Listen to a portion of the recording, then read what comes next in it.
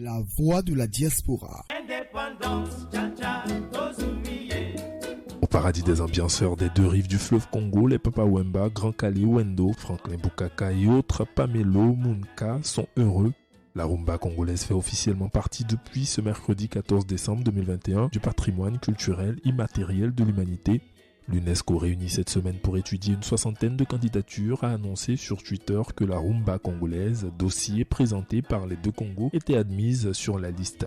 Elle y rejoint la rumba cubaine inscrite en 2016 et pour l'Afrique centrale, les polyphonies pygmées de Centrafrique en 2003 ou les tambours du Burundi en 2014. Plus de détails avec Audrey Azoulay, directrice générale de l'UNESCO. C'est ça aussi le sens du travail qui est fait ici à l'UNESCO, c'est de montrer que le patrimoine, y compris ce patrimoine immatériel, réunit par-delà les frontières, par-delà certains antagonismes. On avait bien réussi à faire inscrire un élément aux deux Corées et donc on est très heureux aussi que les deux Congos aient porté ensemble et travaillé la main dans la main pour porter cette candidature ici. Et puis c'est un moment, je dirais, historique quand on connaît l'histoire de cette musique, tout ce qu'elle porte, l'histoire à la fois de l'esclavage, du bassin du Congo jusqu'aux Amériques, jusqu'à Cuba, et puis le retour de cette musique au XXe siècle et qui a accompagné toutes les luttes politiques, la mémoire, la dignité, mais aussi l'indépendance politique dans les années 60.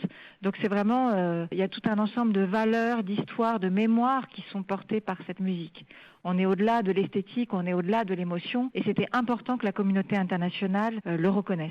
Je sais que d'abord il y a beaucoup de Congolais qui vont être très émus, je pense à eux, parce que pour certains c'est leur enfance, c'est le lien avec les générations qui les ont précédées. Mais les générations actuelles aussi, les artistes d'aujourd'hui s'en inspirent et cette reconnaissance peut amener à l'embarquer encore plus dans la création contemporaine et puis aussi à accélérer les politiques de soutien aux industries culturelles qui sont des industries d'aujourd'hui, modernes, créatrices d'emplois, où il y a des jeunes qui sont employés je pense notamment à l'industrie musicale, mais pas seulement. Et donc c'est aussi un coup de projecteur et à la fois un coup de chapeau et un coup de projecteur important pour eux. Il y a tout un travail de façon générale à faire pour que les patrimoines qui viennent du continent africain soient mieux reconnus, plus inscrits. C'est pas encore assez le cas pour les sites du patrimoine mondial, mais il y a tant de cultures, tant d'éléments de patrimoine, de danse, de musique, d'art, de tradition qui pourraient être ainsi reconnus. Et cette reconnaissance, elle s'accompagne aussi d'un travail de mémoire, d'inventaire, de sauvegarde. Et donc, c'est très important aussi pour la transmission de ce patrimoine dans les générations. Et je pense que ça soutient aussi l'Afrique dans sa modernité d'aujourd'hui. L'Afrique amène ça aussi au monde. Et c'est le sens du travail que nous faisons, nous, avec les États membres du continent africain ici à l'UNESCO. Selon Patrick Mouyaya, ministre de la Communication et porte-parole du gouvernement de la RDC, la rumba est une richesse venue du Congo et exportée dans le monde entier et constitue un des éléments de fierté pour le pays. À Kinshasa et Brazzaville, les spécialistes situent les origines de la rumba dans l'ancien royaume Congo où l'on pratiquait une danse appelée Nkumba qui signifie nombril parce qu'elle faisait danser hommes et femmes nombril contre nombril.